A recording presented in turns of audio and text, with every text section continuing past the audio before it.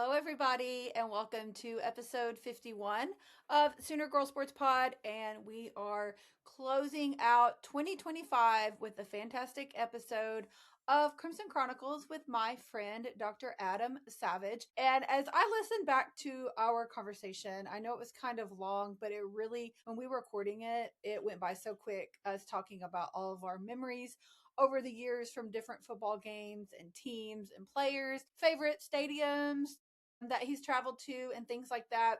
It's just a really great conversation. If you especially have been an OU fan for a long time, I think you will enjoy reliving a lot of these memories that we talk about from over the years. And if you're new to being a Sooner fan, you could learn a lot of nostalgia from this episode. So I hope that you guys truly enjoyed this episode with Dr. Adam Savage. But before we get there, I have a few things to run through. And first of all, I want to start by thanking my sponsors. I have two fantastic new sponsors heading into 2026. I'm so thankful for their friendship and their support. Two great businesses that are local to me in Ardmore, Oklahoma. First up, we have Marvin's Place Fine Art Gallery and Listening Room. If you are in the area, I highly recommend getting out to see them on a Friday night. They have acoustic music available in their listening room on Friday evenings from 6:30 to 8:30, and you will not be disappointed. I have gone pretty regularly and try to go when I can to hear the artists, and I am never disappointed. There is so much talent that comes in and out of there. So if you're in the area, I highly recommend checking them out. And you can also check them out online at marvinsplace.gallery and do a little shopping. They have some awesome jewelry and art pieces and all sorts of great things. So if you are an art lover, I highly suggest stopping by their gallery and checking them out online. If you choose to come to the listening room or peruse the gallery in person, you can relax with a glass of wine or a craft beer and enjoy the atmosphere there, and my friends Todd and Susan. So shout out to them. Thank you as we kick off the year with them. And also Therapy to Go in Ardmore. They have sponsored a couple of episodes in the past of the podcast, and they are an awesome drive-through store here in Ardmore, just right off I-35 on Broadway, and you don't even have to get out of your car. They have fountain drinks, coffee, all kinds of convenience store goodies, and they can bring it right to your car without having to get out. Fantastic people there, Melissa and Allison and her crew. They're just great people. So stop by and visit them and tell them that I sent you, and you will get a special prize. So thanks again to Marvin's Place and Therapy to Go in Ardmore for supporting the podcast. Okay, coming up here in just a little bit, we will have our injury segment with Dr. Jason Linen, where we run through some things going on the injury front. But let's go ahead and get our Sooner headlines of the week. For the NFL, shout out to former Sooner CeeDee Lamb. He is second player in franchise history for the Dallas Cowboys to record 1,000 plus receiving yards in 5 consecutive seasons. Big fan of CeeDee. Shout out to him. The Chiefs, they're resting a lot of their starters due to the fact that they are unfortunately out of playoff contention, but that just means that some people get an opportunity to play that may not have normally gotten a chance to. So shout out to former Sooner Ethan Downs, who was elevated from the practice squad and was able to play on Christmas Day. Also, shout out to former Sooner Tress Way. He was selected as the NFC's starting punter for the Pro Bowl games that will be at the end of January. Also, Creed Humphrey and Nick Benito will be taking a part in those, and Trent Williams as well. Also, shout out to Jalen Hurts with the Eagles' victory over the Bills. That marks the 4th consecutive season that the Eagles have accumulated 11 or more wins. Very impressive. Coming up this next weekend on Saturday, January 3rd, it is a must-win game against Carolina for Baker Mayfield and the Tampa Bay Buccaneers. So fingers crossed, lots of good vibes, and good luck sent your way, Baker. Okay, OU football, a couple of facts on the season. I thought it was kind of crazy to hear that Jaron Kanek had the most receiving yards by an OU tight end since Mark Andrews. Oklahoma finished the 2025 season with an 89% defensive stop rate, the best by a Sooner defense since 2009, which it was 89.5, when the unit was anchored by None other than Gerald McCoy. The year-over-year growth under Brent Venables tells the story. We started 2022 at a 72.3%, and it has increased to this past season where we closed out at 89%. Our defense allowed just 18 touchdowns, rushing and passing across 13 games. That level of consistency, efficiency, and opponent quality just puts us in a rare air as Sooners. So it's not just good, not just great, it's very much improved and just exceptional defense by the Oklahoma Sooners. Also, a few more additions to the Senior Bowl invites. Deion Burks, Kendall Daniels, and R. Mason Thomas are Senior Bowl bound, and Marvin Jones Jr., Hula Bowl bound. And for the NFL draft, RSJ and Deion Burks and Grayson Halton. Okay, so we do have also a few portal additions as well. Tight end Caden Helms is entering the transfer portal. He had 5 catches for 35 yards and 1 touchdown this season. He will have 2 years of eligibility left. O-line Jacob Sexton to the portal as well. In-state kid, played some really good ball. Just always seemed to get bitten by the injury bug. And running back Javante Barnes to the portal as well. He had 1469 career rushing yards, 13 touchdowns. Also, freshman safety Marcus Wimberly. He never saw the field as a Sooner. He will transfer into the portal as well. He did not appear in a game. He was rehabbing from shoulder surgery this past June. Okay, just a few things for our men's basketball team. They are playing tonight as I'm recording this on Monday the 29th. They do have their last non-conference game at home.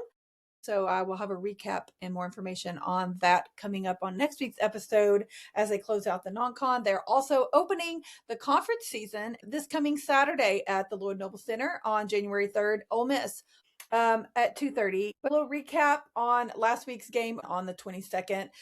Scored 107 points, setting the single game school record for field goal percentages at 67.8%. In our win over Stetson, 107-54. Final stats: we had Darion Reed with 22 points.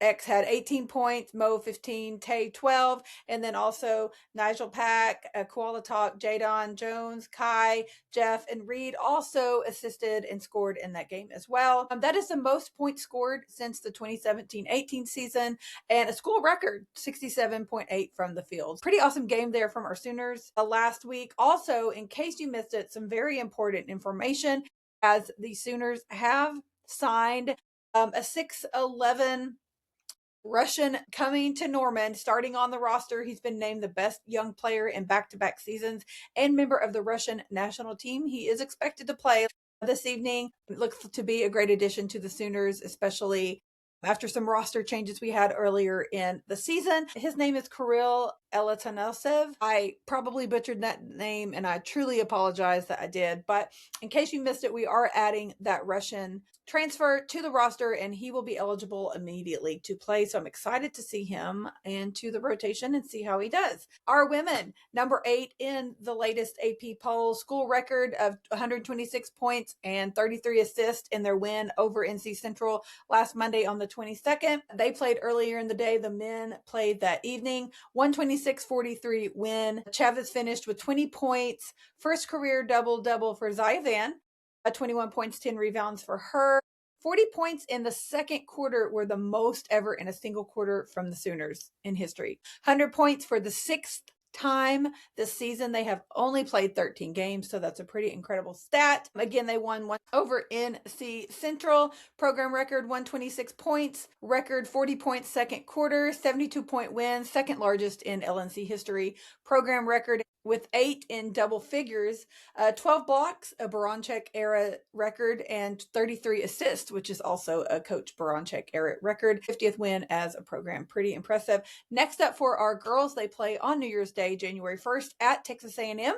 And their SEC home conference opener is on Sunday, the 4th. Against Mississippi State. Gymnastics season is coming up starting here in the next week or so. Our women start on the road on January 10th at the Sprouts Farmer Market Collegiate Quad with LSU, UCLA, Utah, and more. So you'll want to check that out. And their first home meet is on January 23rd against Georgia that Friday night. Once you get out and watch a meet, I promise you'll be hooked. You will want to go back for more. They are so fun to watch. Their skills are incredible. Just a great, great team to watch. And our men start on the road on January 17th at the Rocky Mountain Open. And their home opener is on a little bit a ways, February 1st against Greenville. And check out their schedules online. There's 4 or 5 opportunities to see both of those squads at home this coming season. So you won't want to miss out on that. Also, several former Sooners are lined up to compete this week with Team USA in Australia. It is December 31st through January 3rd. You can find out more information about that on softballaustralia.tv. And I'm sure social media will be posting a lot, and I will be resharing a lot of the information from those games as well. You do have to pay on that website that I mentioned. I believe it's like $7 or $8 for a day pass, but it's worth checking out if you want a little Sooner softball in your life. Shout out to our wrestling team who is holding steady number 15 overall team ranking this week, and also individual rankings with Conrad Hendrickson, Tyler Wells, Carter Schubert, Brian Soldano, DJ Parker, and Juan Mora, all in the top 25. Next up is Bedlam Wrestling in Stillwater on Sunday, January 11th. I am planning to be there. I would love to see you there. If you're there, give me a holler. But let's get out and support our Sooners on the road in Stillwater. Pretty tough environment there at Gallagher Iba. Also, time to get ready for some more of our spring sports. Tennis men's home opener is on January 16th against Arizona. That is indoor season. And then our women host the ITA kickoff weekend on January 23rd through 26th in Norman as well. Oklahoma, Stanford, Yale, and Memphis will all be present at that tournament. So tennis is free, y'all. Free admission to just show up and check out our tennis squads. So Bruno Naveen had him on the pod last summer. If you missed it, go check out his story. And Julia Garcia Ruiz, I just interviewed her for the podcast. Her episode will be coming up here in the next couple of months. But great tennis squad to support, so get out and support them. Also, our track and field next up at home is the Owen Hewitt Invitational on January 16th. They also have a home meet on January 23rd. I'm planning to try to get out to a couple of those meets and support our track and field squad. I had Coach Thomas on last summer. Great guy. Eva Kubikova is on next week's podcast that will drop on January the 7th. She is from the Czech Republic. Precious girl, and we have a very special episode coming up for that one. I'll save the details on it for later. I'll also have Ralford and Maggie Bookout Mullings, who I will be having on the podcast in the next couple of months as well. So I want to end this segment with a Sooner fun fact.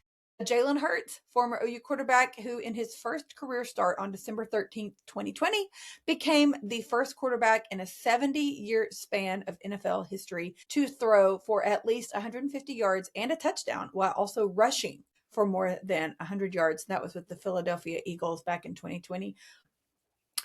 Okay, I wanted to read a couple of year-end stats as we rewind and reflect on 2025 before we head into a new year that I'm super excited about. I have been recognized, what I would say, quote, out in the wild 4, 5, 6 times over the last year because of this podcast. And it truly is crazy. Every time it happens, I think I get a funny look on my face. So if you see me and I give you a funny look, I apologize. It's truly still shocking to me, a little humbling that people recognize me. I feel really, really special when it happens. So please always say hello. Just disregard my face if I seem confused. It's still a little shocking to me, but it's just super cool. I posted on my socials a few days ago that my most listened to episode this past year was with FCA chaplain Sarah Roberts, who works with the OU softball team. She was episode 16 back at the first part of May. If you missed that one, go back and give it a listen. It was listened to 154% more than on my other episodes, and just crazy. I've had a lot of amazing guests. That's the one that stood out statistically more than the others. A 2025 most shared show was Sooner Girl Sports Pod with more shares than 83% of other shows. Now, all of these stats are coming from Spotify, and that's actually my least listened on app. So if you listen on Spotify, thank you so much. Please share with a friend. If you listen on another app, Same thing. Thank you so much for listening. Apple is my most listened to platform. And so it was really cool to get these stats from Spotify looking back. Also wanted to read through just a quick 2025 year in review for the podcast. 51 podcast episodes, 18 sports covered, including one professional team in the OKC Spark, 4 podcaster guests, 4 radio personalities. We had Chris Plank, Tyler McComas, Toby Rowland, and Travis Davison. 6 coaches, 29 different athletes, 7 women behind the scenes, 5 Crimson Chronicle fan stories, 4 countries represented. U.S., of course, Mexico with Julia Garcia Ruiz. Eva Kubikova is from Czech Republic, and Bruno Naveen from Mozambique, Africa. 2 Bedlam episodes with my husband Eric, 2 twirlers and current twirler Sammy Rizzo, and previous twirler Kelly Masters, who's also a current NFL agent. 1 NFL agent being Kelly, 1 NFL reporter, Stacey Dales, her episode will be coming soon. 1 FCA chaplain, Sarah Roberts, 1 mascot, 1 naval ROTC, and my Run the Game Ball to Dallas episode, if you missed that one back in October. 1 drum major, Miss Hallie McFarland, 1 race car driver, former cheerleader, Taylor Reimer, 1 roughneck little sis, Brianna Howard. She was the first female Native American schooner driver. Countless stories, so many friendships and memories made, and I cannot thank you all enough for supporting me. It truly means more than you know. And like I said, we're not done. In 2026, coming up, I have just scheduled Kelly Maxwell and Maggie and her husband, Ralphford Mullings, coming up as well. Also, we have volleyball player Sydney Thompson coming up. Nicole Mendez, former softball standout. Stacey Dales, NFL sideline reporter, former Hooper, whose jersey is retired in the LNC. Also, former Hooper Taylor Robertson, soccer player Ali Lassinoli. A Crimson Chronicles episode coming up with none other than Noble McIntyre. We all recognize his name from the McIntyre Law Review. Baseball player Brendan Brock, softball player Riley Zakay, tennis player Julia Garcia Ruiz, and OU Palm member Riley Noble. I have a lot more things on deck, but those are all either recorded already or are scheduled, and I am super excited about it. I also did want to mention my link tree is my link in bio, and you can find everything about the podcast there. If you're interested in merch, other ways to support, advertise, sponsor the show, if you want to find out more, ladies, about our locker room and all of those activities, the Playbook newsletter, new edition just came out this past weekend. It's a monthly recap of all things Sooner Girl Sports Pod. Links to all my social media, links to all of the podcast apps, all the things are in my link in bio. It is my link tree. And also now at the top of that link tree is information and a link to my party, which is coming up, my 1-year celebration on February 5th at Coach's Corner in Norman. It will be from 6 to 8 p.m. and we will be doing cake cutting and cheers at 6:30. I will have some giveaways. I'm supposed to have some coaches and athletes and previous show guests stopping by as well. It's going to be a great time. I would love to see you there. Again, it's Thursday, February 5th at Coach's Corner in Norman, 6 to 8 p.m. Mark your calendars. And again, you can find more information on my Facebook page. It is pinned at the top. Or again, my link tree, my link in bio on all my social media at Sooner Girl Pod on all platforms. You can find all of these things listed. And so I hope that you guys will go and check out everything and support Sooner Girl Pod. There are so many ways to support the podcast, whether it's sharing, inviting a friend, tagging people on social media. You can purchase merch. I've got hoodies, t-shirts, sweatshirts, all the things. I've got stickers, koozies. I'm going to have some of those to give away at the party. So I would love to see you there. We're going to go into our injury segment with Dr. Jason Linen and then on to our Crimson Chronicles episode with Dr. Adam Savage. I don't have a ton to talk about, but another thing that came up last night in the Sunday night football game, Trent Williams, he plays for the 49ers. He went out with a hamstring injury. Yeah, I did see that. Yeah, so I hate that for him. I don't know how bad it is. I haven't heard anything else. Hopefully, because, I mean, they'll be making a playoff run for sure, so I hope he's okay. That's true. Yeah, they talked about him and a couple of other guys I was listening this morning were saying, well, a lot of these teams have kind of locked up their position, and so you can kind of maybe rest these guys 1 week and then get ready for the playoffs. So they might do that with him. I'm betting so. There's a couple teams that next week is crucial for, like Baker. Right. For Yeah. the most Exactly. part, yeah, several teams have already locked it up. So hopefully he can get the rest and be okay. Yeah. The main thing that I don't know that we had really talked much about also are high ankle sprains and the difference in Yeah. those as opposed to just a regular ankle sprain.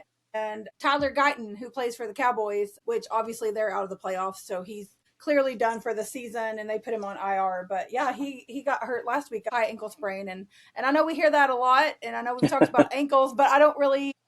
It seems like when you hear high ankle sprain, sometimes that's a worse case deal than like a regular Yeah, I ankle. mean, and it certainly can be, and yeah, a lot of people hear that term and they think, "Oh no, that's a bad one," or Yeah. that's a worse ankle sprain or a worse outcome," and it certainly can be. The quote traditional ankle sprain involves kind of the lower ligaments more on the outside of the ankle, and you really have three ligaments that kind of run in kind of different angles around that outer portion of the ankle to stabilize that. And those, depending on if they're totally torn or if they're partially torn or how many of those three you tear, as far as kind of a traditional ankle sprain, will kind of sometimes determine how bad or how long someone's out or whether they need surgery or whether it's Yeah. a rehab or it's just a tape it up and go kind of thing. When you talk about is that quote high ankle sprain, it's kind of a different ligament structure. Really, those ligaments between the two bones of your lower leg, your tibia and your fibula, Okay. and it's sort of a ligament kind of down around that junction of those bones down in there to kind of stabilize that part of the ankle. So it is, technically a little bit higher up or more superior, as we would say, to Right. the ankle joint. And yeah, it certainly can be a little bit of a worse injury just because it's what it is trying to stabilize is a little bit of a different area. True. And sometimes we will even treat those almost like a quote fracture, Okay. as far as even putting people in a cast sometimes for a week or two to kind of let everything kind of settle down and let Oh that ligament wow. try to heal up in a little bit more immobilized manner, Mm-hmm. or oftentimes, if not that severe, at least a boot, or you kind of keep them on limited weight bearing, or Oh even wow. put them on Okay. crutches for a little bit. Yeah. That ligament will heal a Mm-hmm. lot of times. Sometimes it does require a surgical repair, Oh wow. Okay. depending on, again, the severity or if it involves. Sometimes that you can sprain that ligament between those bones, but also you can kind of injure you have what's called a syndesmosis, which is kind of a little fiber band that goes up even higher up into the space between the tibia and fibula down there. Oh okay. Um, And so some cases they will kind of put a screw, or really these days it's kind of like a little band running across that joint and cinch that down to stabilize that. So, and that's what makes it a little bit of a quote worse injury Okay. and just takes a little bit longer to strengthen and rehab it back up and let that ligament heal up sometimes. So, but yeah, typically not a devastating end of the season, end of career kind of Right. thing, but it certainly can Okay. take a few more weeks to heal than what we would term a kind of a traditional or typical ankle sprain, Right. lateral ankle sprains. Well, I guess good for him. The Cowboys are out of the playoffs, so we don't have to worry Well, about unfortunately, that. So he'll just have missed the last two games or two and a half games right. technically, but Hmm. at least he should be good to go by next season. So that's good Yeah, news. I would Not think like so. Yeah. a long rehab or anything. So that's good. Well, speaking of ankles, so Dayton Forsyth, our basketball player, he Yes. had an ankle injury, I believe, on the right ankle. And Okay. then he had played during Bedlam, had a boot on afterwards, but played Mm, well, was doing okay. Well, the next game after Bedlam, he came down wrong on the other ankle. mm. I had texted his aunt and his mom. I'm friends with their family and was like, "Is he okay?" His mom just said, "Well, basically, he switched the boot from one foot to the next." Yeah. So it sounds like maybe the original ankle was, for the most part, healed up, and Healed now up. Yeah. they've aggravated the second one. I did notice in their Christmas photos he still had that boot on. I believe the left foot is the most recent one. And he's sitting out tonight's game, the Okay. 29th. So he'll be ready to go for conference play, which starts on Saturday. Saturday, the 3rd. Yeah, coming up, yeah. So that's kind of their plan. Luckily for him, it was just like we've talked More of about a with ankles, they routine, just yeah. happen. It Yeah. happens, But yeah. unfortunately, he got a double whammy. But I guess on the bright side, one of them was almost healed up before Yeah. he got a hold Okay, of the good. second one. But hopefully he'll be good to go by Saturday is the plan, Yeah. last I heard. So that's good news Okay, for good, sure. good. Yeah. Yeah. And then Austin Reeves, this was a fairly new development. I think this happened either late last week, right after Christmas, or over the weekend. But he initially got ruled out of that game with left calf soreness, and then they came back and said he was diagnosed with a grade 2 left. I'm not going to try to say that word, strain. I had to Google it because got gastrocnemius. Yeah, okay. I had to Google that because I was like, "What the heck is that?" And so he has a calf Yeah, strain, calf strain. grade 2. So Okay. I know that's something I don't know if we necessarily talked about, but the grades of Yeah. injuries and how that affects things too. Like in Austin's case, they said he'll be reevaluated in 4 weeks. Okay. So that's a decent amount of time to be out. Yeah, these calf injuries can just be tough. That muscle, the gastrocnemius, you have two main muscles in your calf, really. Mm-hmm. The gastrog, which is the one most people think about, the one that's visible, where people you say, oh, they have thick calves. Yeah. That's kind of that muscle you see. You have a deeper muscle called your soleus muscle, but a lot of people don't even know it's there. Yeah, I did not. And then, yeah, so these things are graded 1, 2, 3, 4 typically. And it kind of has to do, if you kind of consider or can see that this is kind of your muscle, grade 1 might be a few little fibers torn. Grade 2 might Okay. be partly, half, maybe 50% torn. Grade 3 might be most, Okay. 75, 80. And then grade 4 sometimes is considered completely torn or Oh almost all the way wow. torn, Okay. where it would be a surgical, repair sometimes, but depending on where it is in the muscle. But I think for basketball players, it's just tough because it's such a dynamic, explosive Yeah. sport from your legs, Yeah, for sure. and calves get a lot of that force with these guys. We saw it in the finals last year with an Achilles tear. Yes. Unfortunately, I Gosh, mean, that was awful. but Yes. these muscles, lower legs on these guys, they can just take a while to get better. And because Mm-hmm. you see these type of traumatic tears where it ends someone's season, or you don't want them to get to that point, so you kind of have to Exactly. say, okay, if it's a grade 1, okay, yeah, maybe give them a little bit of a couple days of rest or whatever, and give them Mm-hmm. some rehab and treatments and whatnot. Maybe it gets better. You start getting into 2 or 3, grade 2 and 3 tears, you kind of have to be careful of. Well, you don't want it to worsen before it gets better, or you don't Right. want to push them out there too quick, and then they stay injured or they tear it worse, or Mm-hmm.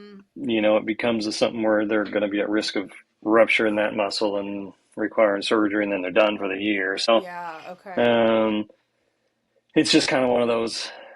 It'd be different if it was a shoulder or even a joint, hip or knee or something that's, if it's just strained, or Mm-hmm. it's not as critical, and depending on certain position. But these legs, or these basketball guys, it's just Yeah.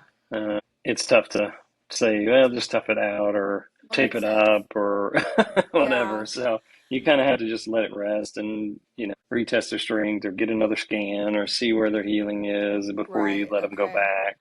Man, I hate that for him. He's been having such a great season. Yeah, yeah, Just yeah. He's kind of, really, been their number one guy at times, he really. really has. He really has because LeBron was out and Luca was out. And so it Yeah, seems so. I do hate that for him. Hopefully he'll be okay in 4 weeks because there's still a lot yeah, of basketball left to play. yeah. So That's even, right. Yeah. 4 weeks out, he'll still have a couple Oh, months yeah. at Get into least February. So yeah. left. Well, hopefully it's nothing worse than that for him. Yeah. Yeah, we came out of football pretty unscathed, and Yeah. Didn't I quite go mean, like we thought. no.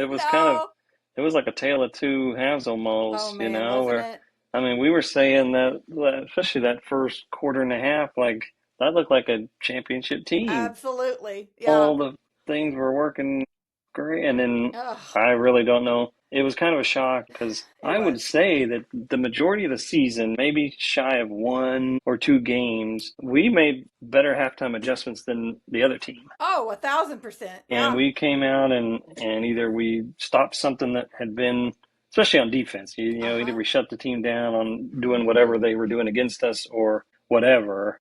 And then we just didn't do it this game. No, we didn't. It just And snowballed. it did. And it snowballed fast. Yeah. And like you said, that first quarter, quarter and a half was awesome. It was so loud in there. The Yeah. atmosphere was incredible. And I just thought, like you said, we looked so good and it felt like we were really complimenting each other on both sides of the ball. And I'm Yeah. like, oh my gosh, Yeah. this is incredible. And Tate made his first field goal in that first Yeah. half. And it was Nailed it. perfect, just like normal. Perfect. I Yeah. don't know what happened at the end.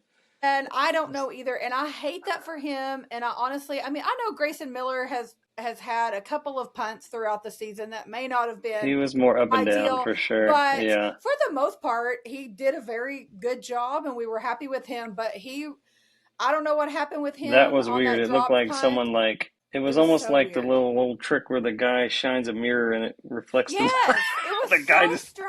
it was weird. He just It was looked like he very. just had like a brain out moment or I something. guess It was so, weird. and I'm sure he's still beating Yeah. himself up over Yeah. that, and then Yeah. Tate missing 2 in a row. I was just 2 in like, a row. what Yeah. the heck? Yeah. So our special teams just really caved at the wrong They moment, did. which really Yeah. sucked. But Yeah. I will It was say. I will say that atmosphere is one of the best atmospheres I've ever been in. It was incredible, just like the flyover. Kobe Rowland stuck his head out of the press box to do the end of the scene setter. I don't know if they showed that on TV. The light show, the drone show, 50 Cent, of course. Like there were just so many things, and it was so Yeah. loud in there, and it was just incredible. It was good When we were up 17-0, I was just like, okay, so this is how it's gonna go. And I guess we got a little too big for our britches, but yeah. they didn't give up for sure. They just No. capitalized on what we did wrong, and Yeah, and just too many mistakes. Yeah. yeah, Too many it mistakes. just Yeah, well, a lot of people were going back to either the punt or when they went for it on fourth down and got that first touchdown. That's what the Herb Street and them kept going back to on the TV. But I really went back to that play when it was third down and long and Mateer scrambles out and he's got Robinson wide open. And some people were saying, well, he should have just run. He could have run for 20 yards. Well, the throw actually wasn't that bad. Robinson is like he was going to catch it like this. Yes. If I was just like extend the yard, and you catch it. It was right there. If we score that, we go up 24-0, and that might have been it. I agree, and so I agree with that. They didn't talk enough about that. I don't think. I think that was the point, and it was just kind of both guys maybe could have done a little bit better on that play, but for sure that was the play. I thought if we could have got that, that one it would have been a different. I do feel like that was like I don't want to say that was necessarily the momentum change, but you could definitely feel like, oh, shoot, like there was kind of a little bit of a shift. Then after 50 Cent came out between the third and fourth quarter, he came back and scored that touchdown, and I thought, okay, I believe it was Deion Burks that scored that one, and I just thought, okay, here we go. That was our spark. That's when you just knew the defense was going to do their thing, and they just didn't. That was what we needed, and one more stop or a turnover or something right there. I know. And we could have taken the lead or at least got it tied up. Yes, I really thought we were going to at least make it to Pasadena, and then I didn't know how we would match up against Indiana just because I didn't know a ton about that team at the time. I mean, who knows what would have happened after that, but I just knew we were going to make it to Pasadena, but I think that Alabama was like, we're not letting them beat us 3 times. Right. 13 months, like we're not doing it. So kudos to them, tough. I guess. I mean, and honestly, like it's not like they played exceptionally well. So no, to speak. They just didn't. capitalized on our mistakes and took the momentum when they had it and made stuff happen. So that's true. That's true. It's a bummer way to end the season, but it could have been a lot worse. And I'm thankful for the progress, and I just have to hope we're going up from here. Yeah, hopefully next year make it even better with a little bit easier schedule and. Yeah, that's really so what hopefully I'm hoping. That's the deal. Yeah. Hoping. Thanks again to my friend Dr. Jason Linen for joining me on the podcast to talk about our injury report of the week. And we recorded together mostly every week during football season. There was always seemed to be something going on. Going forward, we're just going to play it by ear. If there is an injury or something that I need to mention, I may just do it on my own. We're planning to try to record just like once a month to do an injury recap unless something major happens. So I will still be reporting on any injuries of any current and former Sooners across the board. If anything major happens, I'll hop on with Dr. Linen. But going forward, it may not be a weekly thing. It could just be a monthly catch up where we talk about anything going on at the moment. So just a heads up on that. And a thank you again to Dr. Linen for joining me. Okay, to introduce this week's guest with my friend, Dr. Adam Savage, who practices in my hometown. He grew up in small town Oklahoma. His parents were public school teachers and his dad was a coach. Some of his earlier sports memories were going to OU games with his dad in the late 80s and early 90s, where his favorite part was the Drum Majors March. He played football and had an opportunity to join the OU football team in 2001 following a very big year at OU. But he chose to pursue academics instead. Adam graduated from OU in 2005 with his mechanical engineering degree, and he finished med school in 2009. Training took him to Baylor Scott and White in Texas for 5 years. But he and his wife Suni have their 3 kids, Ethan, Harper, and Gray, and they moved back to God's country north of the Red River, the only place to be, in 2014. He practices interventional pain management through Southern Oklahoma and continues to bleed the brightest crimson for his Sooners. And you can find him on Instagram at savage_11. I will be tagging him on all the things this week for sure on social media. But I want to thank Adam for coming on again. Listening back to this conversation, it was just so much fun recording with him and talking about all the memories, a lot that we share the same memories. We were there at OU around the same time. Just such a fun conversation. So I'm eternally grateful for people who share their lives and their time with me, and Adam is no exception to that. So hope you guys enjoy Crimson Chronicles, Sooner Born, and Dr. Adam Savage.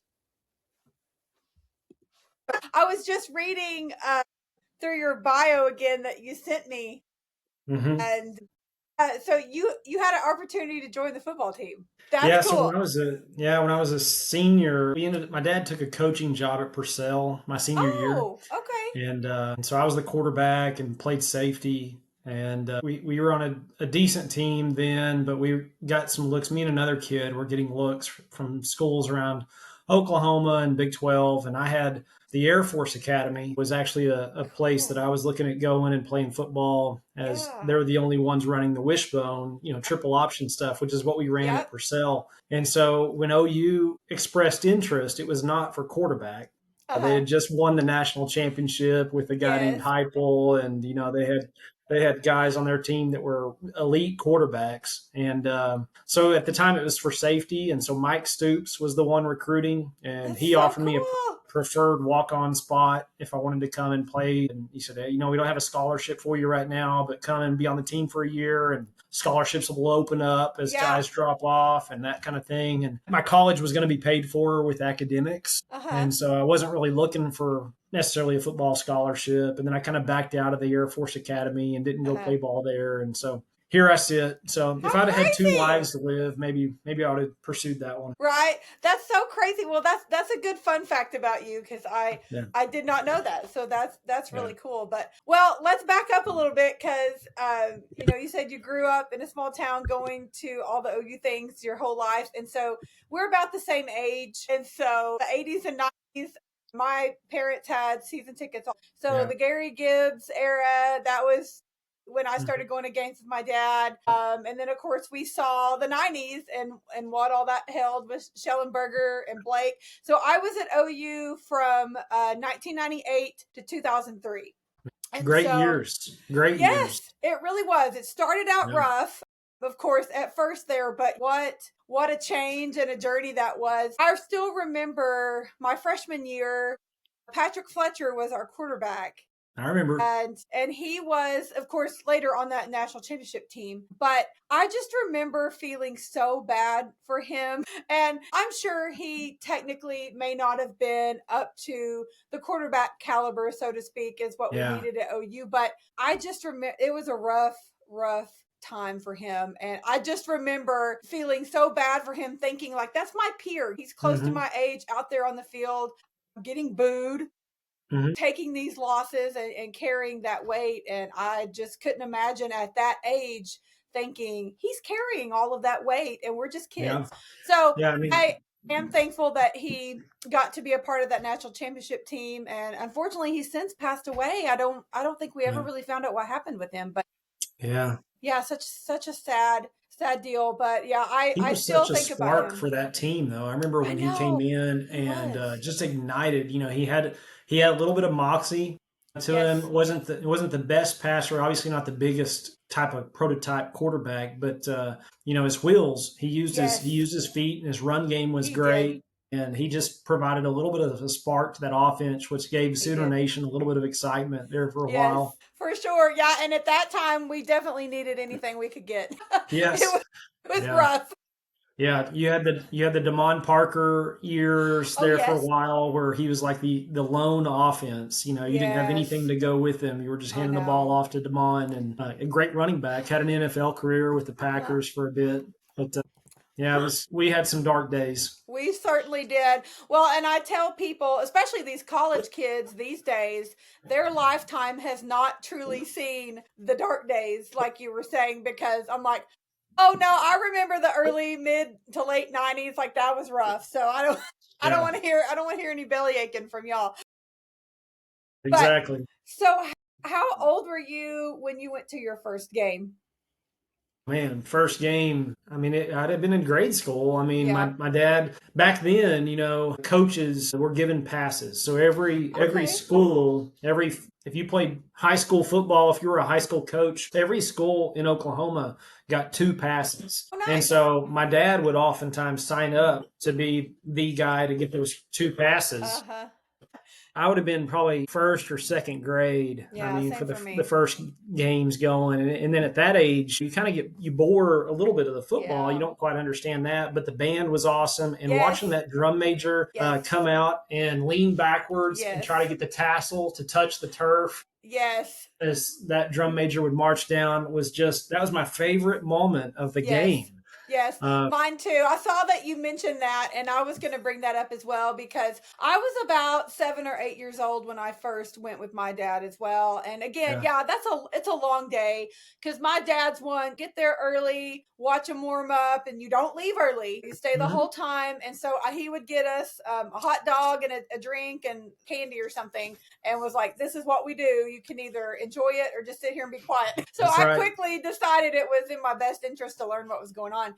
But yeah, I Yeah. mean it's a long game for a 7 or 8 year old. But yeah, I still have pictures that I took with a camera, that pictures printed out of just random players, of course, but the Hmm. band and again the drum majors. I will never forget, like you said, seeing them go all the way back and drag that turf all the way down the field. Just yeah, it's special. And then I talked to Kelly Masters a few months ago, and she is one that I kind of fangirled over a little bit because I watched her and her twin when they were twirlers at OU in the early '90s, and that was crazy to me because I also loved watching the twirlers. And so Hmm. talking to her about her journey and everything, yeah, it's crazy to have a little flashback, like you said, to back in our time as kids, and now look at us. We've grown truly to be fanatics.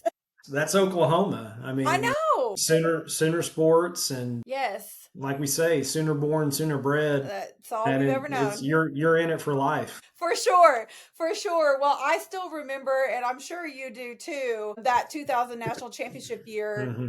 And just, I have so many vivid memories from a lot of those games and the celebration they had when they came back from Miami and just so many things. And I want to get back there so bad. I just feel like we are so long overdue and we've been close so many It's times over the yeah, last 25 years. And I really yeah, thought when we had Baker, I thought that was our time. I really did. yeah. I've got a whole list of games to talk about and Yeah. experiences that I've had, but I was at that Rose Bowl game Yes. against Georgia Okay.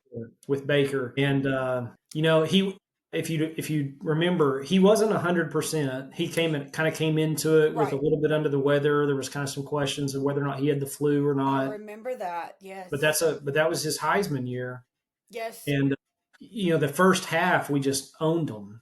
Uh huh. We Just did. dominated Georgia, and then there was a something that happened right at the end of the first half where we tried to squib a kick to not let them have a chance at a run back, Mm-hmm. and they blocked it, the squib kick Oh, at the 50-yard yes. line, and Yes. recovered it and immediately kicked a long field goal to get Yes. I 3 points forgot right about before that. half, and you're just like something deep down in your gut said, I feel like that's going to come back and haunt us in Yep. this one. It did. And then in the second half, we came out and Lincoln Riley was the coach then, and he just doesn't have the killer instinct that we wanted him to have, and he kind of Yeah. took his foot off the gas pedal, and we kind of started coasting. We weren't running as aggressive of an offense in the second half as we ran in the first, and we all know what our defense looked like back then. And as they started to, the longer they were on the field, the worse they looked. And Yep. so if you could Yep. keep the ball in your hands and sustain some drives, it gave your defense a chance. But when your offense would go a quick 3 and out, you put your defense back out there, They were so man, tired. they got wore out fast. They did. And so as Georgia came back, we had Rodney Anderson as our running back. I think Yes. Rodney rushed for about 220 yards that game. But they had Chubb. Nick Chubb was That's running the ball right. for them. Yes. It was just a monster of a back. Man, yes. So in the first overtime, they got the ball first, and we had some miracle where we held them to a field goal. And so they're up 3 points. We've got the ball, and they hold us. They get us to a fourth down in about 6 inches. I mean, we're on our 15-yard line. It's fourth down and 6 inches, and Lincoln sends out the kicker. And I'm like, man, this is your. If you don't win it right here, if you can't put your team as the offense, you don't want to put your defense back out there. You've got the offense. You've got Baker. You've got Rodney, who's having a great game. Yes. I mean, I think 9 guys on that starting offense went pro. Yes. It's like you get 6 inches right here. Oh, you absolutely. go for it, and you get the 6 inches. And we didn't. We went and kicked a field goal. We went into the second overtime, and we know the rest is history. Yeah. But that was just you left that stadium. I agree with you. You left that stadium with just feeling like you got kicked in the stomach, and you were bent over because you thought this really was a chance to win a national championship with Baker. Yes. Bob had his chances with the LSU game against Saban. That was a close game. We had Jason White, a great team. Yes. The USC game, obviously, that has a bad taste in our mouth. But then when we played Florida in January 2009, and that's a team that I think we beat 7 out of 10 times. But that was a game we didn't have DeMarco Murray. He was hurt. And so our running game really struggled. We had Chris Brown running the ball that game. There was Florida stuffed us on a couple of fourth and real shorts down in goal line territory that you're like, man, if we had DeMarco would have got that. So you let some slip out of your fingers there with Bob, but that one when Lincoln didn't go for it on fourth down in the Rose Bowl against Georgia, that was as close as we've been in a while. I agree. I was not at that game, and the reason I was not at that game is because we had decided to save our time, vacation time, and money to go to Atlanta to the national championship game because I had all the faith in the world. And so I sat in my recliner in there watching that Rose Bowl, and my friends had come over to watch the game with us, and we still talk about it here, 7 years later, because it hurt. And it's still like, I think about it and I still get so emotional about it because it, like you said, that was as close as we literally 6 inches. And I feel like that was ours for the taking, and then we just blew it up. And I will never forget that disappointment. And I still almost kicked myself a little bit for not going to that game, even with the turnout, especially because we ended up obviously not going to Atlanta. I went to Atlanta later when we played LSU in the Peach Bowl, like the next year or two after that. But anyway, I hate that for Baker. He's obviously one of my favorites, and that one still hurts. But so, but like you said, you've got a long list of games that you've gone to that mean a lot. And same for me. So I want to hear all about yours and like your favorite memories, some of your favorite stadiums, different places you've been. And I know we saw you guys at BYU a couple years ago, and and I know you sent me a photo from there. That stadium was incredible. That was just such like the scene. It was just gorgeous. So that was one of our favorites for sure. Exactly. Yeah, that backdrop is hard to beat. You don't realize it when you're at the Rose Bowl, like on TV, unless they really pan out. But they're in Pasadena, when you look behind the Rose Bowl, it's a similar scene as what you had at BYU. It's really beautiful. And we did actually go to the Rose Bowl stadium. We went I think it UCLA. was that next year for the UCLA game. Yeah. I just wanted to go to the stadium. I was still Uh-huh. salty about all that, but at least I got to go to the stadium. It was a very cool Yeah. experience. And yeah, like you said, it's one of those just gorgeous. But what was crazy about that stadium to us is it was in the middle of a residential area, and that really threw me Mm-hmm. off. I was like, Mm-hmm. "What? This is so strange." But what just it's just a magnificent place to go for sure. So yeah, Mm-hmm. that's definitely one of those that has to be up there because it's the Rose Bowl. So yeah. Yeah. And yeah. And I went to the UCLA game also the next year. I took my dad and brother-in-laws to that one. Yes. When I was at the Rose Bowl game against Georgia, I was with a friend and one of my brother-in-laws, and we had already made up our mind. If you win this, we're all going Yes. to the national championship. And it was, Absolutely. there at halftime, as you recall, my wife is texting me, and she's like, "All right, I'm booking our flights to Atlanta. I'm getting Yes. our hotels." And I'm like, "Baby, don't jinx us. Like, don't, not yet. Wait just a little bit longer." And so, but yeah, that was a sucker punch. It The was. different, the UCLA game, as you remember, and the stadium is maybe 60 or 70% empty. Uh-huh. Playing UCLA, and you don't have the fanfare of the Rose Bowl. You Yeah. miss the parade, you miss the Yeah. roses and all of that kind of stuff. So, man, it was a really magical experience. And we've I gone bet. to another one on my list that I think I sent you the signs. I don't know if I sent you the ESPN Yes, photo. you did. We I'm so we pretty sure. made ESPN. That is my claim to fame right now with OU Yes. football. Is I've been on ESPN. They've tweeted my picture out because the That's so year cool. before we went to the playoffs and we played Clemson, and this was Yes. down in Miami. Yes. So I'm trying to look at my years on this, but that had to have been, let's see, Baker at Miami. Okay, That 2015. 15. Yeah, I think Yeah, 15 with at Clemson. Miami Yeah. versus Clemson. Gosh. That was New I Year's remember Eve, that. so Yep, I December remember that. 31st.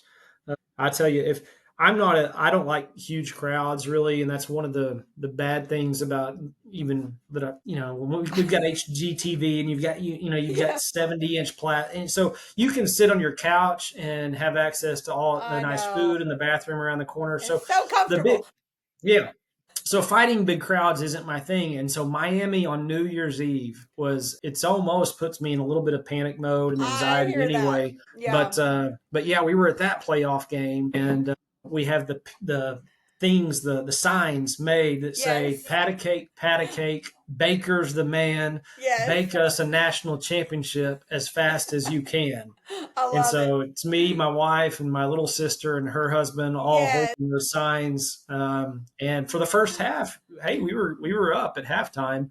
Yes. But again, it came down to the trenches, and we just didn't have the guys down low for that third quarter. And Clemson went on a couple of long that was a drives. rough loss as well. I also Yeah. remember that one very vividly. We were actually visiting a friend in Texas, and I remember watching that game. And I'm very superstitious about what I'm wearing, where I'm Mm-hmm. sitting, where everybody else is sitting, what they're doing, and if you move and something bad happens, you got to move, and then you got to stay if something good happens. So yeah, that was a whole thing with my friend's family that we were watching that game with, and yeah, that was rough. That was a rough one for sure.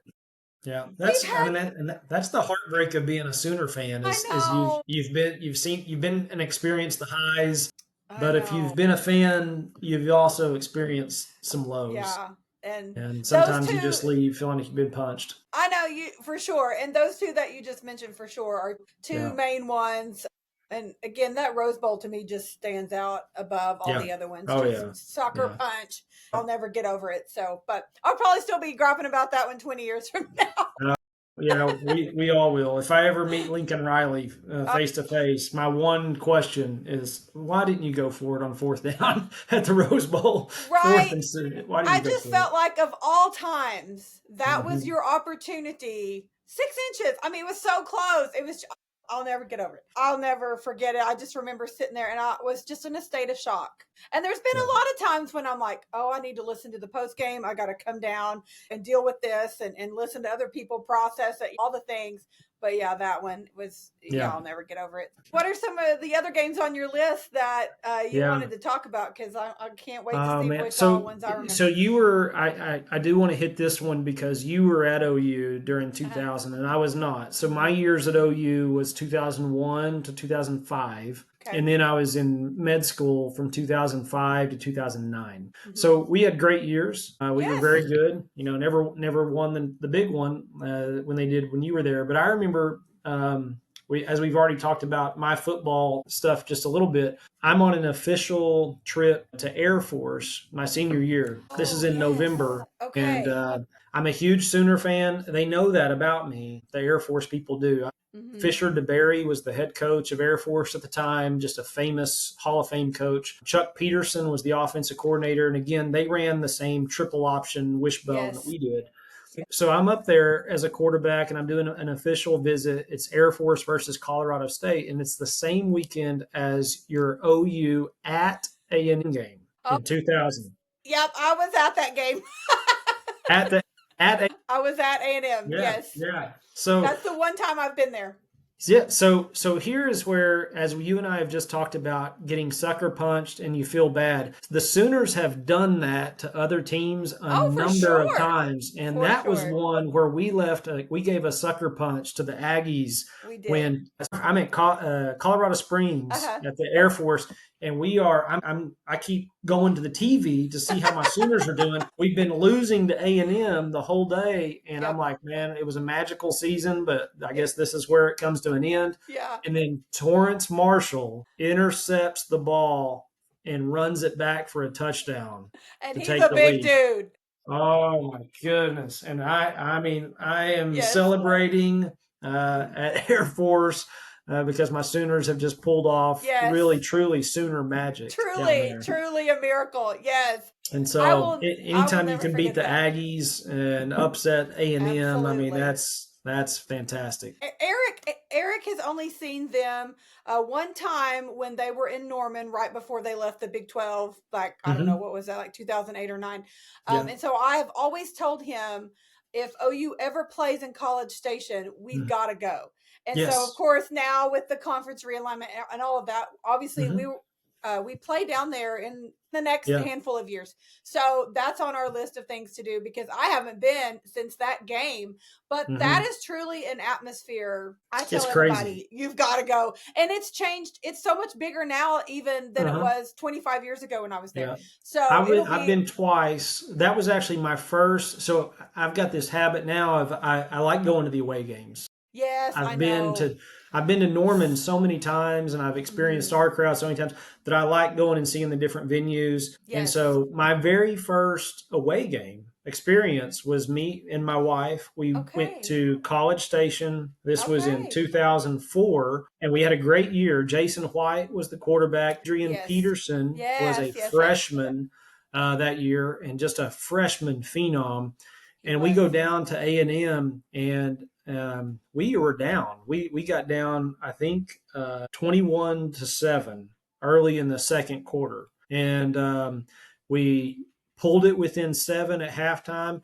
And then in the third quarter, we outscored them 14-0. But that's my first Wow. away game experience in that stadium. The 12th man experiencing that cult is Oh, yeah. unlike anything. I mean, from the yell Truly. practice that they do the night before to then Mm-hmm. watching these units like march into the Yep. stadium, Yep. and I'm confused. You know, being down there, I'm like, are they a military school? I didn't think they I were a know. military school, but they've It's got these crazy. infantry just like marching in. Yep. You're like, this is kind of weird. You know, that was one of Mike Leach's favorite things was to talk about Yes. the pretend infantry of A and Oh M. gosh. But anyway, Jason White threw 5 touchdowns that game. We ended up winning 42-35.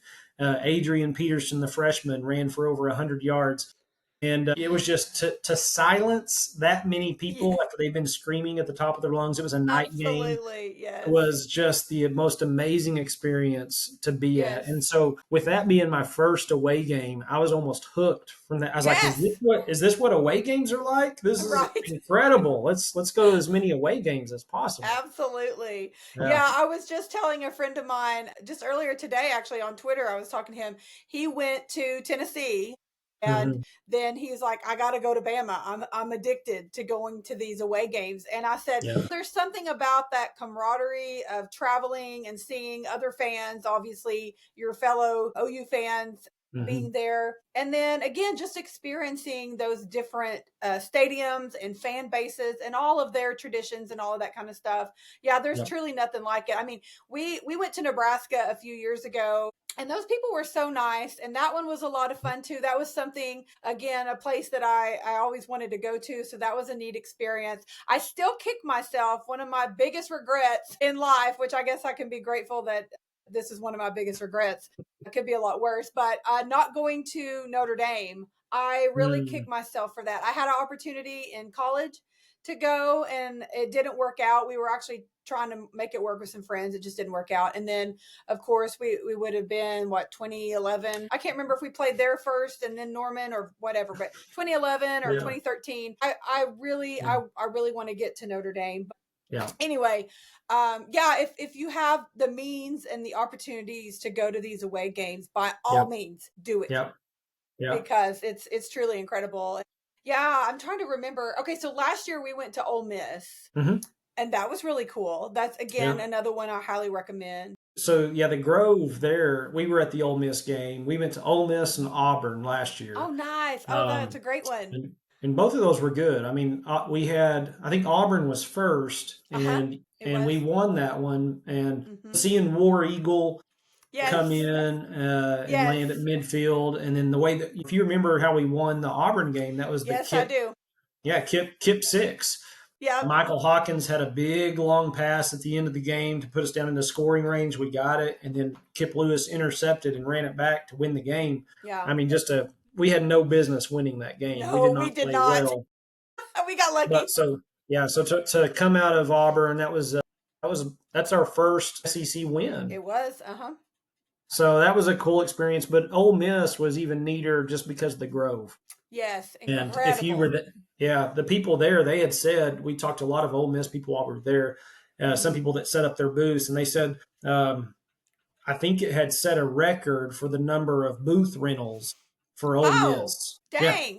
yeah. Wow. So I mean, the Grove was packed, and Wow. it was like an all time high for them, and that was just it's a really cool place. I would definitely. It was so I'm cool. glad that Ole Miss ended up in our four teams that will Yes, great play, opportunity. because that'll be a place I'll go back to for For sure. sure. We got really lucky with that game. Stan and Deanne Marshall, which Stan used to be Eric's boss years ago, and they're friends with Dr. Barnes, Mhm. Becca, and John.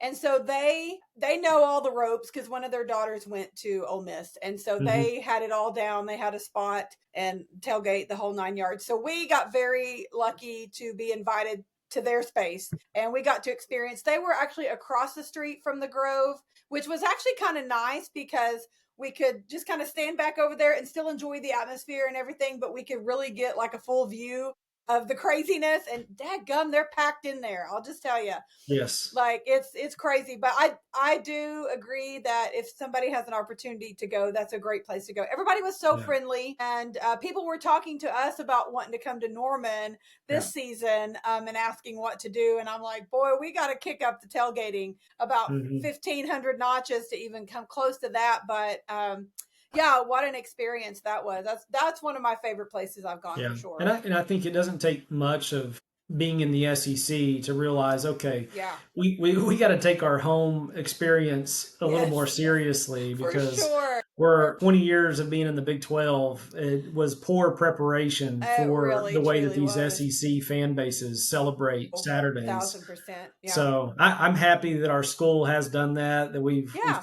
not turned it up a notch. We've opened up the Yes. North Oval. We've And brought it's tailgating great. back to campus. Yes. It's a Yes. much better experience now than it It was five truly years is. ago, for sure. Absolutely. And it's funny though, I think about, of course, back when I was in school at OU, my main concern was just getting where I wanted to sit. I wanted to sit where the student section Hmm. was back then. We could sit 40-yard line, 40 rows up. That was my ideal location. And so I was at the front of the line to get in the stadium. So I didn't really think about much else going on outside of the stadium. But post graduation, I had friends that would tailgate and stuff. And I feel like at some point it was better, and then we kind of declined. And then the last, couple of years, I feel like we're trying to get back to maybe what Yeah, little glory days we had compared to some of these other schools. But I feel like yeah, at some point it was better. I don't yeah. know.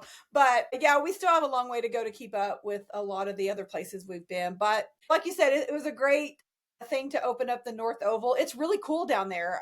I went down Hmm. there a couple times so far this season, and yeah, so I think Yeah, it's a step in the right direction. we've been to a few games this year at home, and then Uh huh.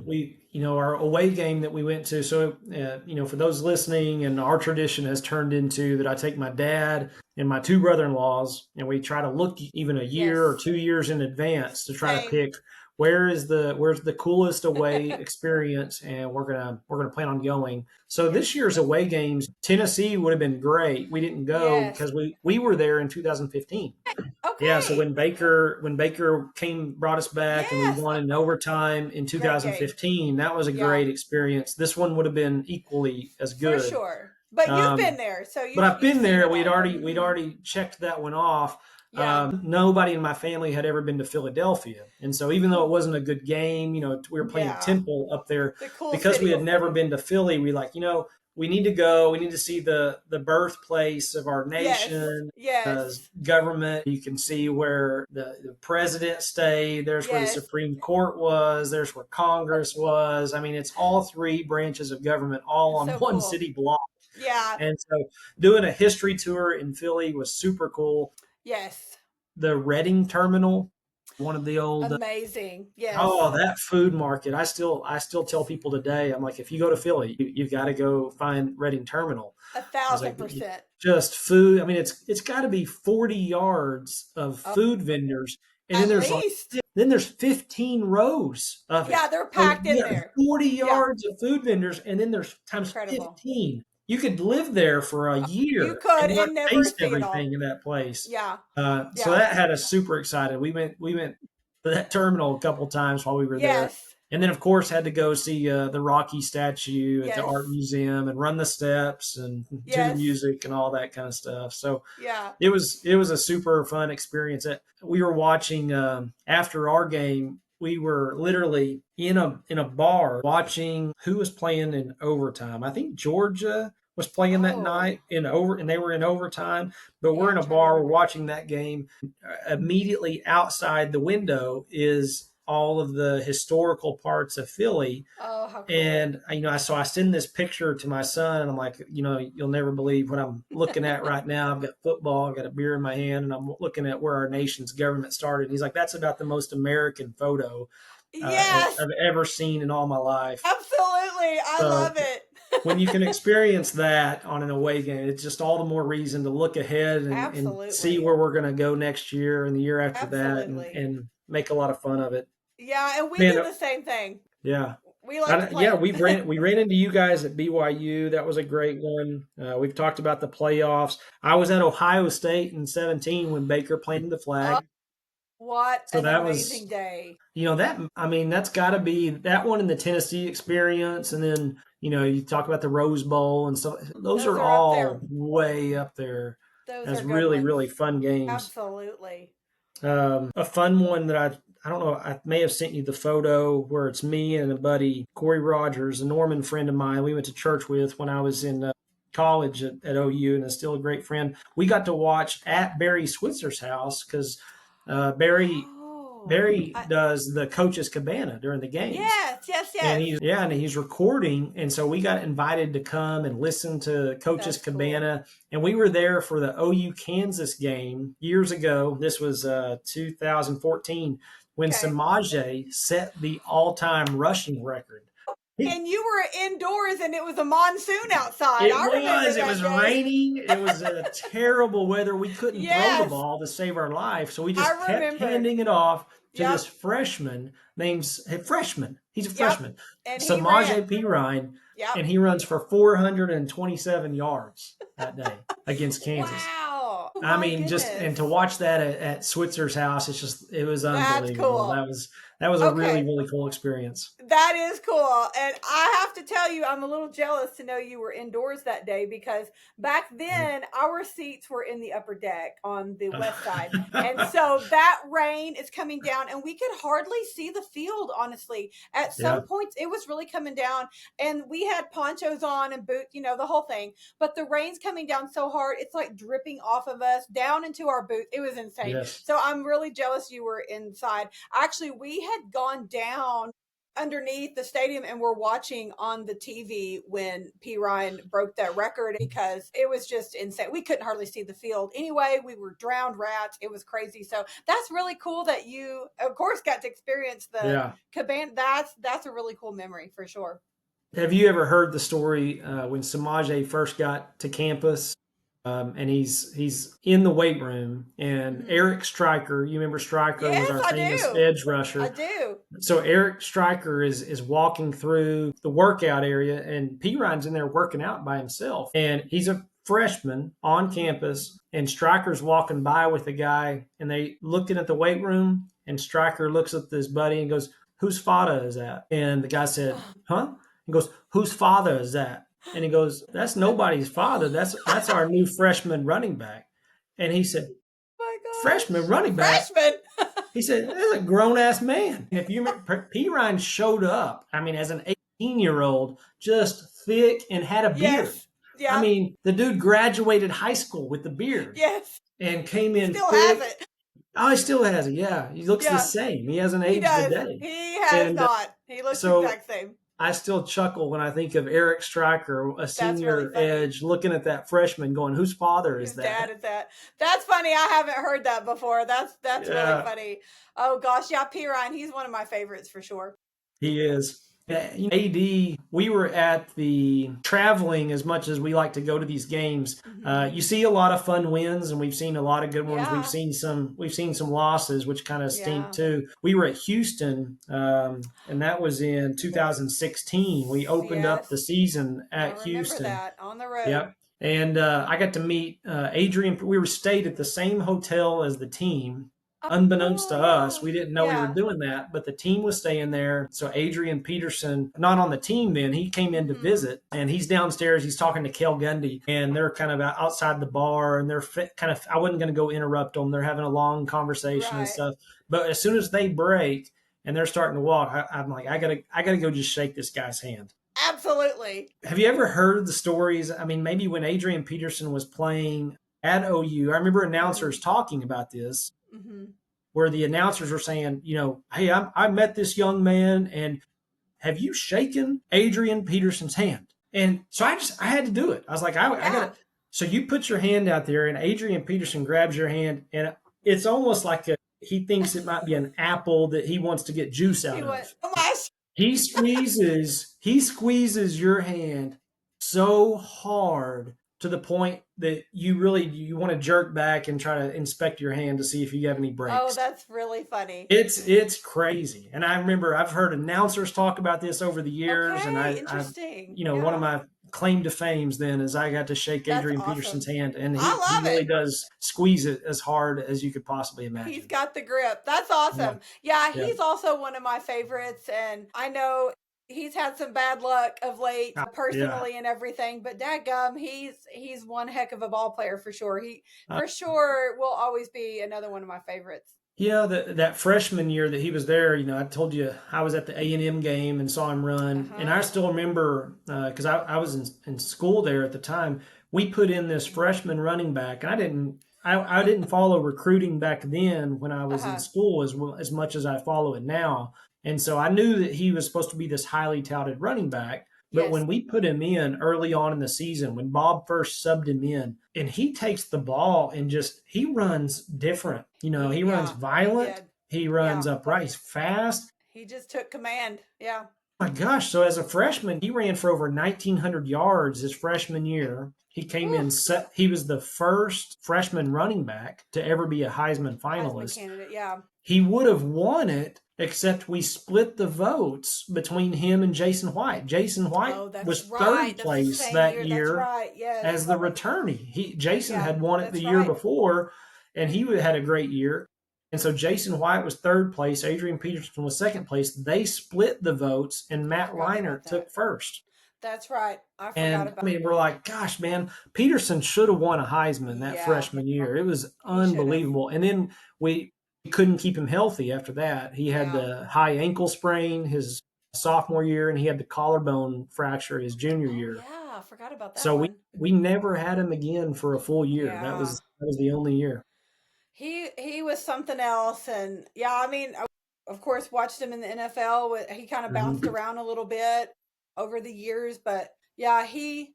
I don't think anything will ever take that, like you said, that freshman year. But I'd forgotten about that collarbone injury that he had, so I'd forgotten about that. Diving So into the yeah, end zone. Yeah. that's right. No one even chasing him. He's running and he just Yeah, jumps into the end gosh, zone, and when he lands awkwardly on it, and you're like, yep. that was unnecessary. Yeah, that's really that's sad to think about now that you've brought it back Yeah. to my attention because I'd Yeah. forgotten about it. So yeah, that was rough. But Gosh I dang. mean, Yeah. we saw Jason win the Heisman. We saw Peterson should have won it. We saw Yep. Baker win it that year. Kyler Murray won it the very next year, and for that year, we went. I was at the Big 12 championship. That was at Jerry's World Yes, when we I was played at that one. Texas. Yes. And if you remember earlier in the year, Kyler and his team somehow they got beat by Texas in Yes, the I Cotton remember Bowl, that. and then we had the rematch Yep. against Texas for the Big 12 championship, and Yep. we beat them. And Kyler, man, he was a player. He had a Oh, drop in the bucket to the tight end in the corner that we were sitting there to win that game. But that was a fun that was experience. a fun one too. If I remember correctly, that was when we got those horns down shirts that said flag this because they were Yes, going to start flagging us for doing the yes, horns down and I'm like, get over yeah. yourselves. We Biggest won't stop. We'll never stop. biggest wine bags. I mean, they want to Jeez. talk about how tough they are, and they are the They're biggest so wine bags so whiny. in all of college sports. I You mean, one know, little thing. they are, and I, not to go off on UT, and they don't even deserve our time, but but I got a gripe though, like you said, them being whiny. But I think about Tom Herman, of course, and then their softball coach Mike White. For people that watch softball, we all know like those two, and even sometimes Sarkeesian can be this way. But I have never in my life seen a university have such whiny coaches, and it Mhm. truly makes me mad because I'm just like, I would be embarrassed. Like if that was Yes. my school, my teams, like I'd be embarrassed that these people are representing me. So I'm glad they can have them. I don't want them. Yeah. But it literally floors me sometimes to think like Tom Herman, some of the stuff he did back in the day, I'm like, how was he a head coach at a Hmm. major? I mean, the University of Texas, it truly blows my mind. Yeah. Anyway, not to go off on them, but yeah, that just Yeah. never will cease to amaze me for sure. My greatest Texas moment was the we were at the Caleb Williams greatest comeback Oh ever in yes, 2021. So we were down 27 yep. in the second quarter to Texas. And maybe that was the first quarter. We were at down 28-7. They I just think it came may have out been. they came out they, on fire, they did. and we were coming out cold, and we just there was many times. I think I sent you maybe one of the pictures where I'm really excited and screaming because that's at the end of the Oh game when they're yes. taking the lead. But Okay. Yes. I was there with my brother-in-law, and I bet there was probably 3 or 4 times during that game where we're kind of looking at each other and we're like, do you think we could go right now and save a little face and Yeah. go enjoy the fair? And then we're like, let's see how this next series goes. We'll make our Yes. decision Yeah. after this Yeah. next series. Yeah. And then the next series would happen and something good would happen for us, and then Texas would go down and answer, and we'd be like, Yep. "Well, we could leave. Let's see what the next series holds." And Yep. then all of a sudden, Caleb Williams gets in the game and he catches fire, and something magical happens where we have the greatest comeback in That Red River was history, and insane. That was a fun game to be at. That was, and I wasn't at that one actually. I remember I still kick myself for not being there because I've been there every year since. We didn't go in 2020 because of COVID, and then we didn't go in 21. I don't remember why, Mm-hmm. but Eric took pictures of me. It's still, we joke about it because it'll pop up. He posted it on Facebook, and it pops up in his memories every year. And he's like, "See, look, remember this?" And I'm like, "Yes." He took pictures of me. I was in the recliner, then I was on the floor, and then I was doing this, and then I was standing up. I mean, doing all this crazy stuff because you just Yes. couldn't keep up with the emotions. Yes, Yeah. that's exactly what it was. And it's really comical to see all the photos that he took of me watching that game. And it was exhausting. But I Yes. sure am glad we got the win that year because it's definitely been a roller coaster even more since then. So we're long due for a win in Dallas.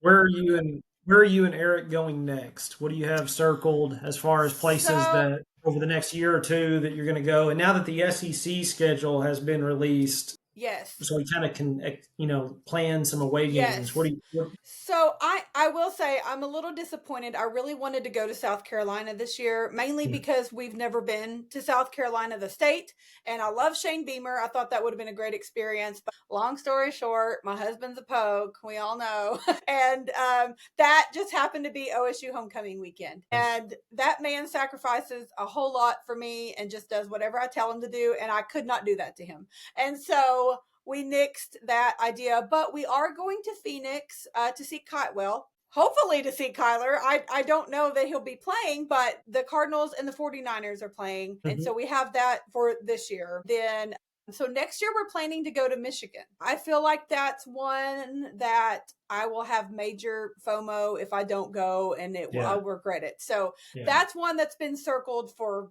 4, 5, 10 6 years, years. however long. Yeah, however Yeah. long. I feel like it's Yeah, I been think forever. feel like Joe Castiglione set up some of Yes. these home and homes like Years. 10 Yes. years ago. Well, And and if you that's one, if you get a chance to go to the big house, I mean, I feel like you have to go. absolutely. I'm Yeah. taking it. Yeah. So, and if you remember too, we also had a home and away series with Tennessee set Hmm. before the SEC move. And so we Yeah. were planning initially to do that, which what I think would have been next season, if I remember correctly. But Hmm. nevertheless, we do plan to get to Tennessee at some point. But next year will be Michigan for sure. And then, like I mentioned before, I know we go to College Station in the Hmm. next handful of years. So that one's definitely on our radar. And I really want to get to Bama, that Hmm. one as well. Eric has family out in Alabama, so that would be a great one. But I'll tell you somewhere you'll never catch me, other than Austin, Texas, is LSU. You will never catch me in LSU. Baton Rouge. I I figured can't you do were going to it. say LSU. I can't do You've it. heard probably the same horror stories that I have, but even as we've toured some of the SEC places and Uh they huh. hear, okay, hey, welcome to the SEC, Uh huh. stay away from LSU. Okay. Like Well, they I just say, lived. everybody says they'll say Yeah. you'll be treated well everywhere you go except LSU. Don't go there. Well, that does not surprise me. I lived the nightmare that was Mm-hmm. the 2004 Sugar Bowl in New Orleans, which was Mm-hmm. basically like a home game for them. I Yes. said never again. And then I did Yeah. actually end up at the Peach Bowl in Atlanta. What was that, 2019, I believe, when we ended up playing LSU. And that was one of those things like, I want to go to Atlanta. I want to go to Mercedes Benz. I want to go to the Hall of Fame, all of Mm-hmm. that. And so I thought, let's just go. I was fearful for what was going to happen. And of course, that LSU team is one that will hardly ever be matched. I mean, the whole freaking line, like they're all in the NFL, like they're just And the incredible, quarterback and the wide receivers. I mean, they just just top to insane. bottom. They were stacked. They were stacked. They were. It was really cool to experience all of that, regardless of, Hmm. unfortunately, the outcome. Yeah. Anyway, so I said I actually didn't have a bad experience per se with LSU that time. I'm sure there was some heckling going on because, but it wasn't anything too crazy. But I will never recover from that Sugar Bowl. I just won't. Yeah. That was a horrible experience. So I will not go to Baton Rouge. I will say, so Tyler McComas and Travis Davison are friends of mine. They're on KREF, and they both went to Baton Rouge last year. Mm-hmm. And they both spoke very highly of the fans and how friendly they were, invited them to their tailgates, and said it's a really cool atmosphere. Like they have a sports complex basically with their football stadium and their basketball arena and maybe their baseball stadium as well. I can't remember. But anyway, they have several things going on in the same area and people tailgating. And of course, all the Cajun food's delicious. That'd be the only reason why I'd want to go anywhere near there. But they had a great experience, and I just said, well, good for y'all. I'm glad you did, but 20 years ago I had a very bad experience, and I will not ever go back down for football anyway, for sure. So that's one place you'll never catch me. I would really like to go to Penn State sometime. I don't know that we'll ever have a matchup with them up there or anything like that, but that would be a really cool place to go. Yeah, with the SEC schedule kind of changing, where you're going to have 9 SEC games. Yes. You got to pick and choose your non-conference now and go, and okay, maybe they need to be a little easier. Tough one, but you need a couple of cupcakes just to have some scrimmages and get some easy ones before you start the gauntlet. That is for sure. Well, and you talked about being in Philly. We went to Philly actually last year to an Eagles game. Mm-hmm. I like to make my rounds, obviously, to see all of our quarterbacks in the NFL. I've been to Cleveland, Tampa Bay. I've seen Jalen and Kyler and Baker all in Dallas. So I've been trying to get out to see Kyler for a while now, and it's not working out in my favor. But anyway, we did go to Philly last year for the Eagles game, and it was a Thursday night game against the Commanders, and it was so cold. It was in November. It was so cold, but that was a neat experience. Kind of like Auburn has the War Eagle. They have an eagle that they let fly to start the games off. That was a really cool experience. And then, like you said, the city itself is incredible. But I like to visit these NFL stadiums as well. Like I said, Phoenix, never been there, so we'll kind of see how that goes. I'd love to go to San Francisco. You mentioned they're playing the Niners. I'm actually I'm a Niners fan. Okay, so well, I grew up rooting for Joe Montana. Yes. So that was just being a child of the 80s. He was Tom Brady before Tom Brady. So yes, he was. So I'm a huge 49er fan, and we've been out to San Francisco a handful of times to watch them play, and that's cool. Yeah, they're fun. That is cool. Eric's a big fan of Brock Purdy, and then of course Trent Williams plays for the Niners, and there's quite a few guys on there that we really like. So we'd like to get out there as well. But I'll tell you a funny story about myself. Most people around here grow up Cowboys fans, and that was not us. My dad actually had me say "Boo Dallas" before I even said mom or dad, and I'm not making that up. And it's really funny when I tell people that, because they're like, why? Like, everybody here's a Cowboys fan. I'm like, not us, except when Barry Switzer coached. My dad would watch only because he wanted to watch Switzer. He wanted Switzer to do well, but unfortunately that also meant the Cowboys doing well. But I just have so many memories of that. But here's another funny thing. So when I was a kid, I had 2 imaginary friends, and one of them, ironically, was Danny White, who was the quarterback of the Cowboys, and Terry Bradshaw. So I guess I was a Steelers fan back then. I don't know. But it's just so funny now, because Terry has property in Southern Oklahoma, or did. I don't know if he still does. But it's just so funny. I'm like, my imaginary friends as a young child were 2 football players, and they lived in the barn behind my house. But that just goes to show I've just been a sports fanatic my whole life. I didn't know any different. Sounds like it's in your blood. It really is. It really is. So we've had a lot of ups and downs. I'm trying to remember. I went to a lot of away games in college. I tried to hit all the Big 12 stadiums. I never went to Lawrence, Kansas, though, which I don't really feel like I missed anything football-wise at that time, for sure. But I do kick myself for not going to Allen Fieldhouse. So that's kind of on our list, because we like basketball, too. And we like to do March Madness, and we've gone to the Final Four in San Antonio and various places. But, yeah, I'd really like to make it to Allen Fieldhouse. But I don't really feel like I missed much else. Now they got a brand new stadium, so... Yeah. But anyway, now it's time to go new places. I've made it to a basketball game there. Okay, cool. And it's a good experience. One of my best friends, he was a Kansas alum, and he had said for years and years, he's like, I'll go to an OU game with you, but you have to come to a Kansas basketball game with me. Absolutely. Well, any basketball fan's not going to turn that down for sure. Yeah. That's really cool. Yeah, that one's on our list. Of course, with Eric being a Poke, OSU still plays them. So I'm like, okay, we really need to make this happen. I think it would be cool. But unfortunately, sometimes the traveling for basketball is pretty far down on our list. other than March Madness. We like to travel for the tournament, but this coming season in March, the first and second rounds are in Oklahoma City, so that's going to be an easy one. We've already got tickets, hotel, the whole 9 yards. So we just like to go and watch sports. So I can't wait for that for sure. But yeah, Allen Fieldhouse is on the list for sure. Well, cool. Are we talking about this year's team at all, or Yeah, let's do it. So yeah, tell me, like, how did you feel going into the season compared to how you feel now? That's what I want to know. Yeah, I mean, I think if you'd have told me preseason that we'd be sitting here at 7-2, I would probably say, well, that's an improvement from last year, right? Absolutely.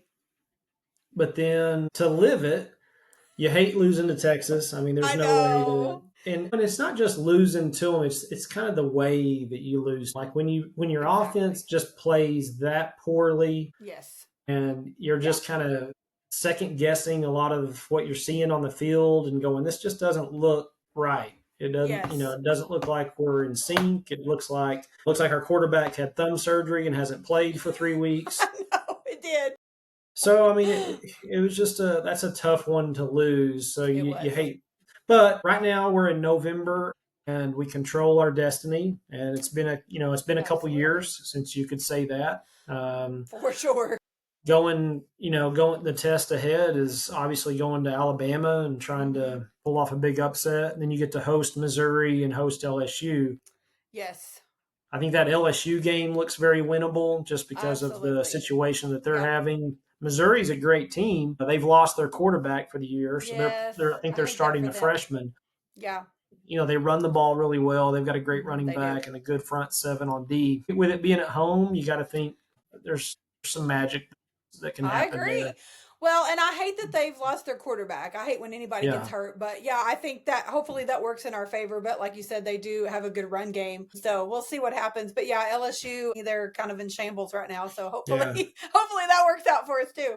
The coaching, it's weird because we're used to seeing pro sports fire their coaches mid-season. We're not used to seeing that in college. And this coaching carousel that's going to happen this year. I mean, you've got between Penn State, Florida, LSU, those 3 schools are probably going to spend somewhere between 10 and $15 million a year on a coach. Yeah, and now Auburn too. And then you add Auburn, you add, probably North Carolina, Wisconsin, Arkansas, Oklahoma State, maybe Florida State. I mean, when it's all said and done, you're going to have a lot of turnover from a coaching perspective. Being a Sooner fan, you hear the good and the bad, right? And we have our fan base that is kind of tired of kind of feeling like we're mediocre. But at the same time, I think Brent has us maybe moving in the right direction. I agree. If we can find that offensive identity, and I think that's the hard part. We're on our 4th offensive coordinator in 4 years. In 4 years. I mean, it's hard to have a real strong offensive identity when you never have the same guy in his system and calling plays. So obviously the defense is stellar. We're really pleased with that turnaround. If we can get an offense and develop an identity, and maybe we just stick to running the stinking football, hand it to X Rob and let Blaylock get healthy. And if you remember last year, I mean, we beat Alabama somehow. But it was by X Rob. X Rob ran the ball really, really well. He did dang near 200 yards rushing against Bama last year. So just feed him. Yes. Keep the ball in your hands and let your defense do what they do. Exactly. Well, I mean, we would have killed 6, 7, 8 years ago to have the defense that we have now. So I'm certainly not complaining there. And Venables, in my opinion, is one of the best defensive minds available right now. And I really do like Arbuckle. Like you said, I feel like we're headed in the right direction. I feel like we've made quite a bit of progress. I mean, sitting at 7-2 right now, I don't see any reason why we can't end worst case scenario 9-3, honestly. And that's pretty damn good if you ask me. I mean, I know it's not 10-2 or 11 Yeah. and 1, and we had a lot of those seasons in the last decade for sure, 15 years. But I do feel like we're on the right trajectory, and like you said, we've gone through the OCs like dirty socks, Yeah. and it's really hard. I think about Jackson Arnold and just that situation, and now he's benched at Auburn, and now Auburn's fired Hugh Freeze, and like his whole life is up in the air and not anything like he thought it was going to be, and also not Yeah. anything like we thought it was going to be. I thought he was going to be the next great thing to be a Sooner. Mhm. So it's just weird what happens over time and just things that come out. So I hope that things next season. I mean, like I said, I feel like we're gonna end up doing like a 9-3, get a good bowl game. I would like to make the playoffs, but at 9-3, we're gonna need some help. So Yeah. at this point, there's no telling. I mean, to be honest though, at this point, and I haven't gotten to watch a ton of other teams just because we have been traveling a lot and everything, going to all the games. That's unfortunately one thing you miss out on. But I don't really feel like there's a team that's quote leaps and bounds ahead of another. I mean, I know Yeah. Ohio State's good. I know Indiana's good, which is weird to say, but I don't really know necessarily that anybody is so far leaps and bounds above anyone else. Now, they may prove me wrong here this last stretch of the season.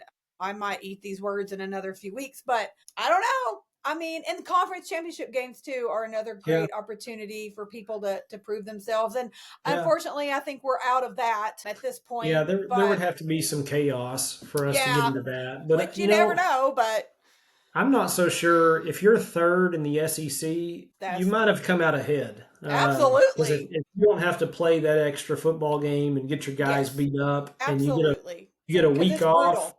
and Yeah, going into the playoffs, I mean, yeah, I wouldn't mind being in that third or fourth I best agree. team in the SEC I and agree. not having to play that Yep, monster game. I agree. We'll see see what it holds. I think Yeah, as long as you continue to your team gets better throughout the year, that's what you hope for. yeah. I think we can always pull off an upset. Back to what you were talking about, John Mateer, with the Texas game. Sometimes I think you will never convince me that he's not still physically hurting or even Mhm. mentally it's bothering him to some degree, obviously. But really, that's neither here nor there at this point. We've got to move past it. But that was not a good day in Dallas for sure. But looking at how he played at Tennessee, he was a different quarterback in the second half Mhm. than in the first half. And I'm like, okay, second half, John Mateer needs to stay on track and get us through November, because that's where we can do some damage, is when we've got Yeah. him at full caliber, full strength, and ready to go. And so that's kind of what I'm hoping on. And like you said, our defense, I know they've had some bobbles and they weren't exactly stellar in Dallas either. Although I feel like they did decent enough for us to win if our Right. offense had done anything at Yeah. all. But It was an again, that's odd third quarter. yes, it was It so was we. just Oh gosh, you come out and you let him go on a big drive. He let off the pressure. he did. We didn't put much pressure on Arch that Yeah, whole third quarter, which was just I was just watching it. It was just the whole thing felt I off. You're know kind of it scratching your really. head, going, "This doesn't Yes, look like the Sooner defense, no, and that not at doesn't look all. like the Sooner quarterback." Nope, So I'm not sure who I'm watching right now, but we're not aggressive on D. We're not putting nope. pressure on the quarterback, and on offense, I don't even recognize that guy. Yeah, I don't know So who any of them people were. yeah, so that one just it leaves a bad taste in your mouth anytime It you lose to does. them. But that doing it It that does. way, I'd rather us play good and lose than just to go I out and know. not look like a shell of ourselves. Exactly. We'll see. Well, we Well, totally redeemed ourselves to some extent and yeah, really proved a point in Knoxville. So here's hoping that we can do that. that's Maybe right. even in Tuscaloosa. It's going to take a lot of Sooner magic, I think. But like I said, those It can two home happen. games, we can do it. So Yeah, yeah, it can fingers happen. crossed for Yeah. a good bowl game. We need to win the bowl game this year, please. I just want to Yes. win Yeah, a I bowl agree. game. So it's Well, just Larissa, this is not any fun. fun. I I appreciate know. having me Yes, of on. course. This was good. Thank you for the invite.